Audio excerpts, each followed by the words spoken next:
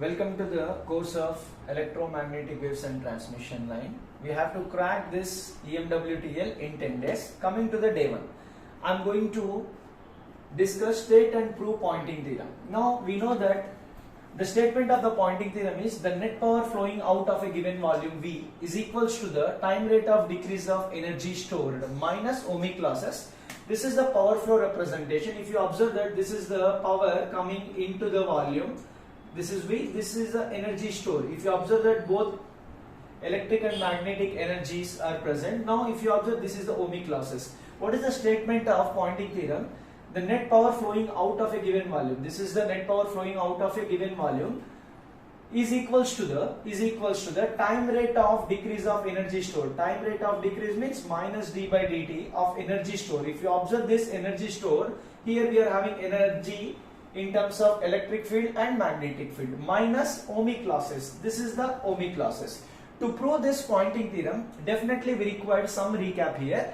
This is the energy stored in electrostatics. This is the magnetic energy, and E bar dot E bar is equal to E square, H bar dot H bar is equal to H square, and this is very important. If you observe that E bar dot dou E bar by dou T is equal to half dou E square by dou T similarly.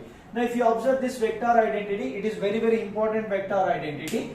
Okay, this vector identity I am going to use to prove the Poynting theorem, and I am going to use one more theorem, that is a divergence theorem here in the proof of Poynting theorem. Okay.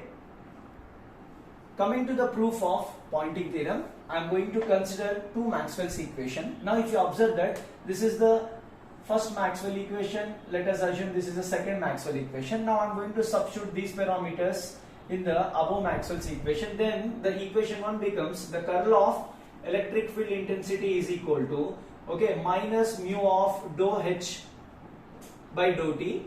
Okay, then similarly curl of magnetic field intensity is equal to sigma times electric field intensity plus epsilon dou E upon dou T. Now let us assume this is equation number 3 and this is equation number 4. Now I am applying and I am multiplying E on both sides to equation number 4. Now it becomes E cross product of del operator with magnetic field intensity. Now if you observe that this E multiplies with this E, according to this it becomes E square. Then similarly epsilon E dou E upon dou T. Okay, now if you observe, this term can be written according to this vector identity. If you observe this term, I am going to write according to the vector identity. Here I am having this term I am going to take here, and this term I am going to take here. That means in this place I am going to write this term. If you observe that, del operator of cross product of E and H, is it clear? If you send this term, it becomes what? Minus. Now if you send this term, then it is equal to positive term, this term, then this term will be as it is, plus H cross product of del operator and E, which is equal to this term. Okay, now which is equal to sigma times E square plus epsilon E dou E upon dou T. Is it clear? Now if you observe that I require this term, this indicates the Poynting theorem power flow. We know that Poynting vector is nothing but the cross product of electric field intensity and magnetic field intensity. Therefore, I am going to send this term to this side. I am taking the entire term to this side. Now, if you observe that when you send this term to that side, it becomes positive term. That means the divergence of cross product of electric field and magnetic field intensities, which is equal to, now this term will be as it is, then H, then curl of electric field intensity, then it becomes minus of sigma E square plus epsilon E dot dou E upon dou T. Let us consider. Now if you observe that this term, according to this Maxwell's equation, this term is going to be replaced with this. Now that means H dot, this term can be written as minus mu of dou H by dou T. Is it clear? Then minus, you are having this term sigma E square plus epsilon electric field intensity dou E upon dou T. Okay, now if you look out this one, divergence of electric field intensity cross product with the magnetic field intensity. Now if you observe that, I am going to write in the order of statement of the Poynting theorem. Now if you observe that, I am going to write this term first of all. That means minus of this, I am writing minus epsilon, observe very clearly, E bar dot dou E bar by dou T. Then after that I am writing this term, minus, if you observe, mu H bar dot dou H bar by dou T. Now minus sigma E square. I didn't done anything complex here, just I have written according to the order of electric, magnetic, ohmic losses. Now if you observe that this term remains as it is. Now according to this one, this term can be written as what? 1 by 2 dou E square by dou T, and this term can be written as 1 by 2 dou H square by dou T. Now if you observe that minus epsilon, this term can be written as 1 by 2 dou E square by dou T minus mu times 1 by 2 dou H square by dou T minus sigma E square.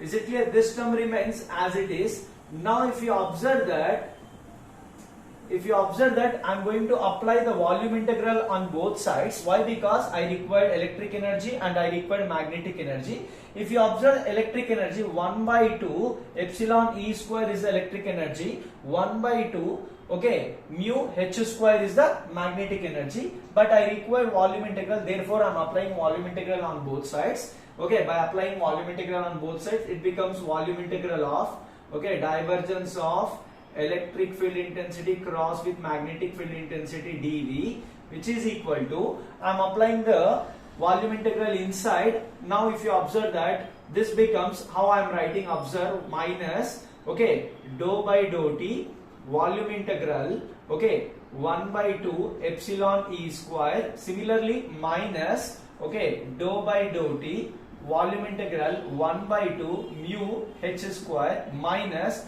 volume integral, don't forget dV, here also dV, minus sigma E square into dV.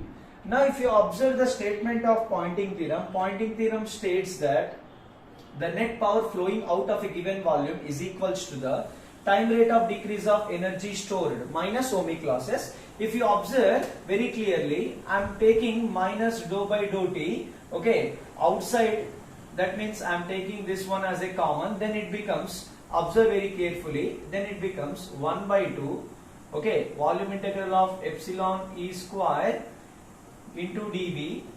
Here if you observe that you have taken minus dou by dou T as a common term, then it becomes plus 1 by 2 volume integral of mu H square into dV, then it becomes minus volume integral of sigma E square into dV. Now if you observe this very clearly, if you observe the terms what is present here, observe the first term, this is second term, let us assume this is the second term and this is the third term.